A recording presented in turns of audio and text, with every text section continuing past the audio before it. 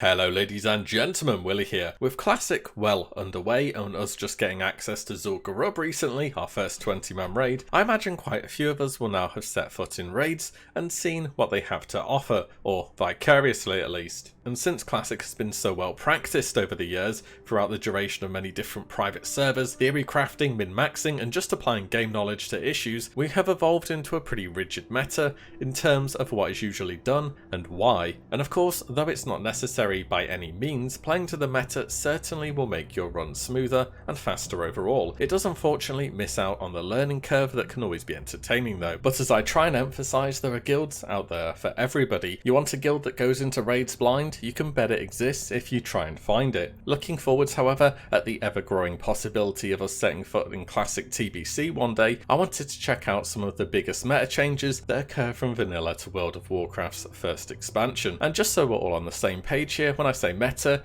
I'm referring to the generally best accepted way of doing things in terms of raid composition, buffs, talents, consumables, and anything else that changes the way you play. Number 1, the debuff limit being raised to 40. Vanilla started off with a mere debuff limit of 8. Considering 40 people were in most raids, that made each debuff slot extremely valuable so that each and every person could get the most bonus damage from these slots. And in some way it made it very easy to assign debuffs that benefited the most players, curses, sunder armor and so on. In patch 1.7, the ZG patch by the way, this was raised to 16, allowing a bit more flexibility, but hardly allowing most classes that had damage over time effects as part of their core rotation to apply them. In fact, all it really does is just open up more slots for debuffs that are good, but not quite good enough to fit on the 8 debuff slots. The only real damage over time effects that are actively applied are things like corruption from Warlock. 16 debuffs still doesn't allow for damage over time effects like Serpent Sting from Hunters, Flame Shock from Shaman, deadly poison from rogues and so on, all of which would positively impact your damage performance over the duration of a fight. In patch 2.0.1, the opening patch of TBC, the debuff limit was raised all the way to 40. This did allow for far more debuffs that were always seen as optional to be applied, and since raids were downscaled to 25-man maximum, the chance every player could actually press their abilities went up quite considerably. Debuffs still had a priority system however. For example, an actively applied debuff like Sunder Armor could not be replaced by an actively applied damage over time effect like Serpent Sting, or a passive one like Deep Wounds. So it did depend somewhat on your raid composition as well. For instance, a warrior may have 5 debuffs: Sunder Armor, Thunderclap, Demoralizing Shout, Deep Wounds and Blood Frenzy. The only one here that is applied on more than one slot per warrior is Deep Wounds, so no matter how many warriors you have, it will always be 5 debuffs maximum taken from them. However, if you have 3 warlocks who are all affliction, each one will need a curse slot, corruption, unstable affliction, maybe siphon life on top of that, as well as shadow embrace and improved shadow bolt, which is shared between all warlocks. That's 4 debuff slots per lock and 2 shared for all locks, so you can see how the debuff cap can still be hit. You just need to plan it out a little bit when bringing certain classes, but by and large your access to pressing all of your buttons should be much better come TBC. And it's better to try and work out who does what debuffs beforehand, or you'll just constantly be applying dots that are instantly overlapped by other dots and don't even tick for any damage, making the whole raid worse as a whole. So on the subject of debuffs, this brings me to my second point, the new debuffs and buffs added in TBC. These were mostly given to classes that were considered hybrids in Classic, and by hybrids I just mean a class that has access to perform more than one role, like Shaman, Priest, Paladins and so on. And whilst many of these classes did retain good buffs and debuffs from Classic, like Blessings or Shadow Weaving, all of the ones we're going to go over now are new to TBC or buffed for TBC, making bringing these classes along so much more desirable. Druid's Moonkin form, as well as the critical strike increase from the Leader of the Pack buff from Feral Tree, were both increased to 5% extra crit. These were both 3 in Classic. Tree of Life increased healing nearby allies received by 20% of your total spirit. Improved Fairy Fire from Boomkins gave a massive plus 3% hit debuff on the target, amazing for single target fights or where they can apply it quickly. As for Paladins, Retribution were given some super nice buffs. Improved Sanctity Aura gave a flat 2% damage for all your party members with the Paladin, and Improved Seal of the Crusader gave a flat 3% increased critical strike chance against the target they judge with that. As for Priest, Priest improved Divine Spirit, gave all players affected bonus spell power based upon their spirit, and Shadow gained Vampiric Touch, a very strong debuff. Shadow Priests are often referred to as mana batteries, and this was the main role in their raid. 5% of all shadow damage they dealt is returned to party members as mana. You definitely want a Shadow Priest in your healer group. Shaman were the absolute buff gods of TBC. As for buffs, Totem of Wrath from Elemental Shaman gave 3% spell hit and crit, and if you're in a group with a Draenei Shaman, thanks to their passive Inspiring Presence, you automatically gain 4% spell hit, which is amazing. Unleashed Rage, 10% attack power,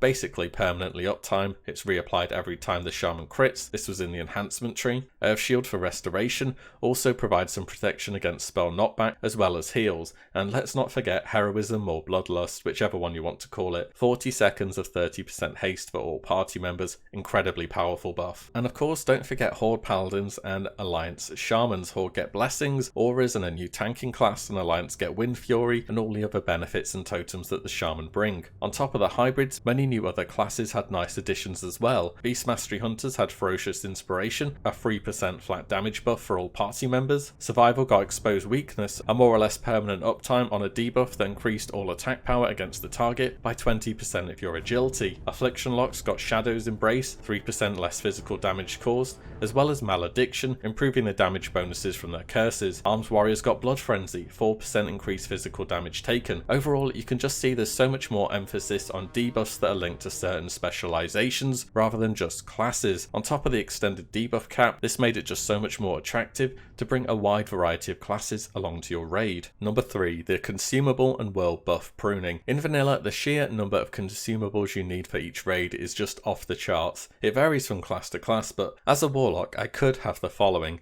a Major Troll's Blood Elixir, Elixir of Major Fortitude, Rumsey Run Black Label, Run Tun Tuber Surprise, the Badlands Intellect buff, Elixir of Greater Shadow Power, Greater Arcane Elixir, and a Flask of Supreme Power. And I'm probably forgetting some stuff here too. I'm also going to need Greater Elemental Protection Potions, Restoration Potions, Health Potions, Mana Potions, Demonic Runes, Free Action Potions, Limited Invulnerability Potions, Invisibility Potions, my Douses for Molten Core, Onyxia Cloak, Nifty Stopwatch, and Goblin Sapper Charges. All of those for one raid night. I have an alt just for raid consumables and a little setup on my bar so I don't forget anything come raid night. On top of this, we have world buffs. We've got our Onyxia buff, the Diamond Tribute buff, Songflower buff, zul'gurub world buff, seasonal buffs from holidays, and Dark Moon Fair if it's up at the moment. Once again, just like playing meta comps in raids, this stuff isn't strictly needed, but it makes your runs much easier. Also, it makes you tear through raids, and seeing high performance matching your dedication to prepare for raids is quite satisfying overall, as long as those buffs don't get dispelled. In TBC, Blizzard put an end to all this really. World buffs were no longer applied on characters who were over level 63. There were still certainly some new world buffs introduced in TBC, but they were things like the zone-wide damage buffs when you control Halar or the Hellfire Peninsula objectives. Also things like Blessing of Adal from a quest chain turn-in at Adal and Shatrath gave a buff for everybody in the city. This turn-in is mid-Karazhan attunement though, but where there's a will to pass, there'll be a way. Also we had things like Adal's Song of Battle from the same place after handing in an item gained from defeating Kel'Thas in Tempest Keep. As for consumables, stacking them as we do in vanilla got totally nuked in patch 2.1 and greatly simplified. I'm going to go over the patch notes here. Key takeaways are things such as elixirs are now Battle or Guardian, Battle giving some kind of offense, Guardian defense. This extended to things like Jujus, the items from Zanza, the Badlands items, limited invulnerability potions were mega nerfed to just reduce a bit of damage, flask power was reduced across the board, and the materials required was also nerfed. Also, flasks counted as both battle and Guardian elixirs, so your raiding shopping list was cut down from that mega long item list I went over before to basically just flask plus food.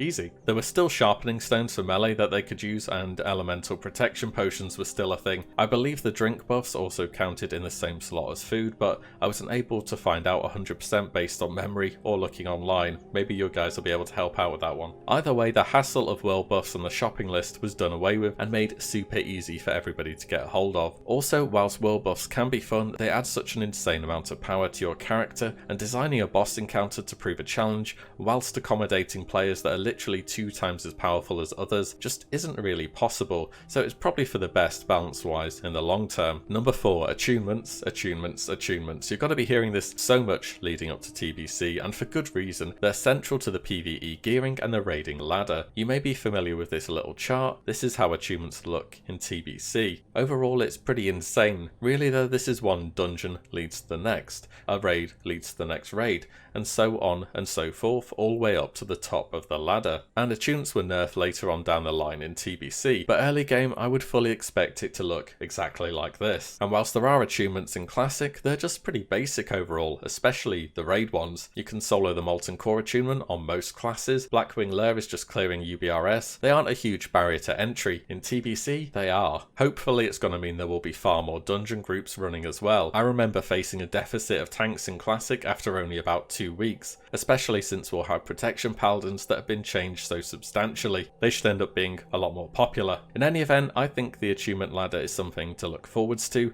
as building up our character from a fresh level 70 to be capable of accessing the top level content that the game has to offer. Finally, as I did mention earlier, raids have been downscaled. Gone are the days of the 40-man raids in Molten Core, Blackwing Lair and the others. Now it's 25 or 10. Both Karazhan, available from launch, as well as Zul'gurub later on, are 10-man focus. All of the raids, including the smaller ones like Magtheridon or Gruul's Lair, are all 25. This downsizing of course made raids a smaller place to be in, but they were no less grand in scale for it. Also, raids in TBC dropped about the same amount as loot as raids in Vanilla did, despite there being up to 15 less players. This did invariably split up many guilds from Classic into smaller shards that went on to compete anew. However, the 25 format would be kept around for literally years to come, so it wasn't that problematic long term. What it did do was make it a bit more picky in making sure that you have every debuff in your raid that you do want. Whereas in Classic you could get every debuff easily. In fact, back then the issue was not having too many debuffs. In TBC, ticking them all off could prove a bit more difficult at times, especially with respec costs still being a thing. All in all, TBC changed up the PvE meta and raiding big time. However, it also made it a whole lot simpler to get into, as well as making a more accessible place for certain specializations that have been looked down upon for far too long. There are plenty more reasons why TBC's raiding and PvE scene differs so greatly from Classic as well, but these are just a few that came to mind for me. You can let me know if you have any other ones that made a big change too.